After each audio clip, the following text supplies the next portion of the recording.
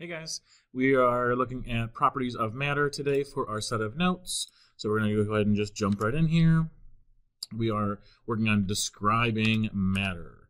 So if you were going to try and describe yourself to someone who, so that you could identify them yourself, what would you describe yourself as? I mean, obviously, when we're describing ourselves, we focus on the physical properties of ourselves. We can talk about hair color, skin color, body shape, the clothes that we're wearing. There's a lot of different ways that we can describe it. When we're talking about physical properties of matter, they are things that can be observed or measured without having to change the identity of the matter. So I don't need to, take skin samples off of my skin or cut hair and stuff to take samples of it. I can just look at it, I can see it and observe it. Those are physical properties. We've got a couple of examples. These are not necessarily all of them. These are just the most common ones that we talk about when we're talking about physical properties of matter. That includes density, something called malleability, ductility, solubility, thermal conductivity, and state. So the state of matter. So those are all ones that we'll dive a little bit deeper into more specifically, but those are our six different identifiers for physical states of matter, or physical properties of matter. First one being density. This little triangle down here is a nice little relationship for how we would calculate density. We know that density is the amount of mass in a given volume. A substance always has the same density at a given pressure and temperature, regardless of the size and the shape of the substance. That density does not change based on the shape of it. Density of one substance is usually different from that of another substance. So like the density of wood is different than the density of steel versus the density of water. All of them in general have unique densities.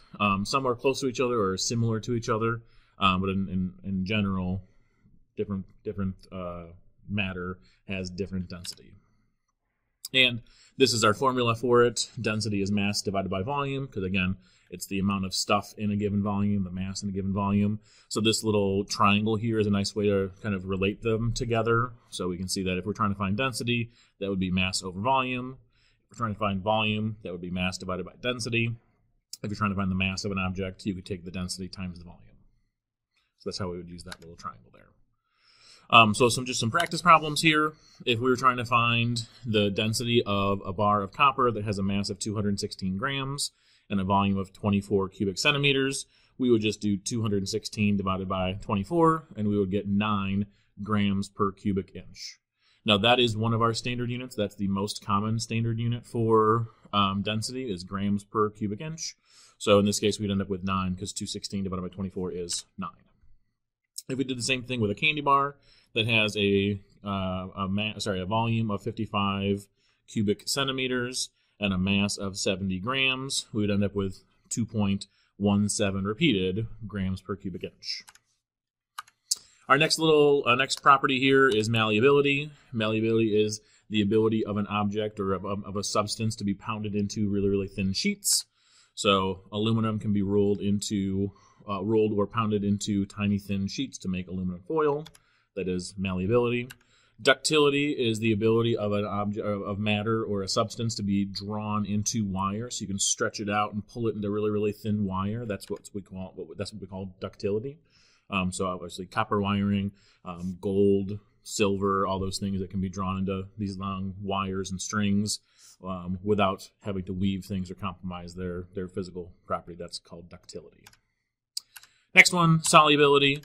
That is the ability of a substance to be dissolved into another substance. So usually we talk about solubility in water. It's our most common one because water is our most common liquid or substance. So sugar and salt both dissolve in water, so they have solubility with water. There are 3 ways to increase solubility. So if you're trying to dissolve, if you're trying to make tea or something, or you're trying to make something and you're trying to dissolve something, there's 3 different ways to increase the solubility to make it easier for that thing to dissolve. You can heat it up. We can grind it or smash it, so we're increasing that surface area of the little granules, and then obviously agitating it, stirring it, mixing it will all make it easier. So that's why powdered sugar dissolves faster than regular sugar, granulated sugar. That's why sugar dissolves faster when you're making a cup of coffee or a cup of hot tea. Than if you're just making some Kool-Aid or mixing sugar with just regular water. And obviously stirring it is going to make it go faster than just leaving it sit still. States of matter. So there are 4 different states of matter. We usually only talk about the main 3, being solids, liquids, and gases. These are just the physical forms that they take at room temperature. So different substances have different states of matter at room temperature. Solid just means there's a definite shape and volume. There's a solid structure to it.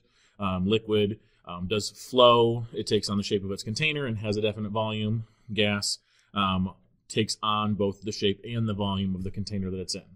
So all 3 of those kind of are increasing in terms of energy level.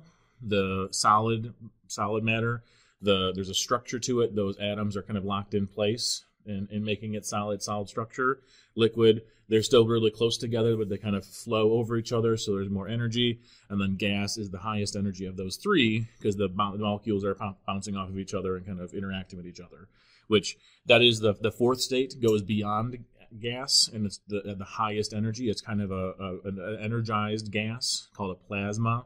The easiest one that I can come up with, besides like those plasma balls that you can get like Spencer's or Hot Topic or whatever, a flame is technically a plasma. It's a really high energy. It's kind of like a gas, but it's kind of self-contained. It's very, very weird.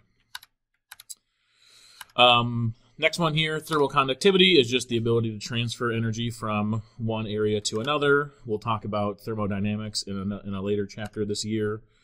So plastic foam is a good insulator, so it's a poor conductor. It doesn't have very good thermal conductivity. But the inside of a toaster, the hot coils, those are good conductors of heat. Okay, now that we have talked about physical properties, let's get into some chemical properties of matter. So with our chemical properties, we still have a set number of ways that we're describing them, some set number of properties we're looking at. But here, our chemical properties are things that usually can't be observed with the naked eye. We're going to have to do some kind of analysis on it in order to be able to define what those chemical properties are. And it's all based on how it reacts with other things. So we have combustibility, we have flammability, and then reactivity, specifically with those 3 different things: acids, bases, and then oxidation.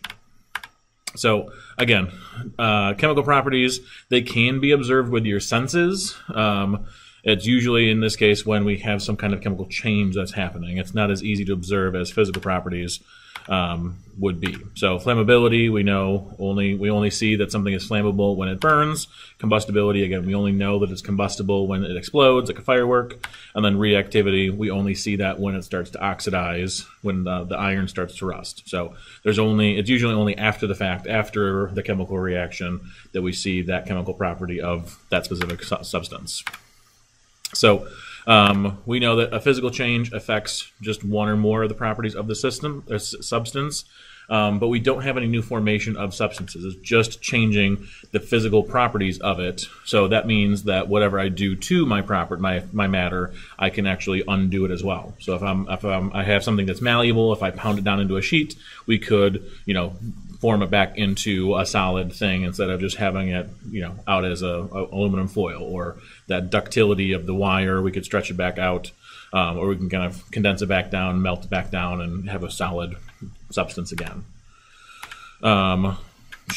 Yeah, so there's some examples there. We can change it, like changing states, that's a physical change. We can go from solid to liquid, liquid to gas, and vice versa. Things condense, things freeze, and melt down. So all of those are just physical changes. With chemical changes, they can't be undone. There's a new substance that's created, or some kind of change that happens with my matter that can't go back to how it was before. Right. Once we burn, once we burn wood, we can't go back and unburn the wood. Once oxidation happens, once that bicycle or that iron starts to rust, we can remove the rust from it, but that iron that became oxidized cannot be unoxidized. So there's some other examples there again, but those chemical changes cannot be undone once that thing happens. So we've got 5 different signs of chemical changes that kind of key us in that we've had a chemical change that can tell us about those chemical properties. It's not limited to this, but these are the most common signs. So the first sign of a chemical change is some kind of odor is produced. So it smells like rotten eggs, food in the fridge, decomposing flesh, those kind of things. You can smell that there's a chemical change happening. We have a change in temperature. We've got two different versions of this. When something is exothermic, that means it's releasing heat, it's creating heat. Exothermic means, exo, outside, endo, inside. So endothermic means it's absorbing that heat instead of releasing it, so it makes it colder. So that's how instant ice packs work.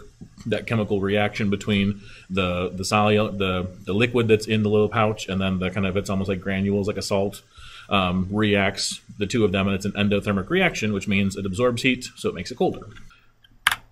Our third sign of a chemical change is when we have a change in color. So when we have the leaves change in the fall to different colors, it's actually because of a chemical change within them.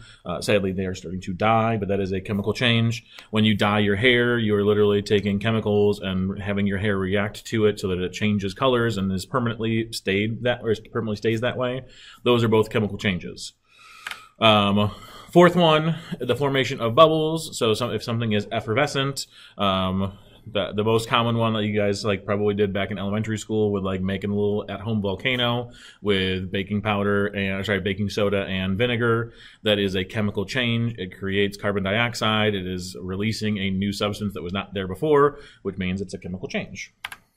And our fifth and final one is the formation of a precipitate. So if we're mixing two things together in a new substance forms, especially if we have two liquids that are mixed in together and a solid results from those two liquids, that means there was some kind of chemical change that has happened. And that's all we got for today. So, as always, if you guys have any questions, concerns, thoughts, ideas, hopes, or dreams, make sure you guys are reaching out and letting me know. Otherwise, have a fantastic day. We'll see you soon.